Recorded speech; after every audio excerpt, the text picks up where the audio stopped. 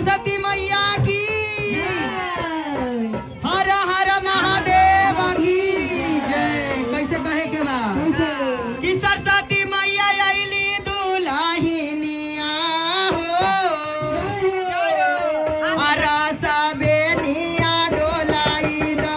सरस्वती मैया आईली दुल्हिनिया हो रासा बेनिया डोला दा। सरस्वती मैया आईली दुल्हिनिया हो रासा बेनिया डोलाई दा। बेनिया डोला दा रासा बेनिया डोलाई दा।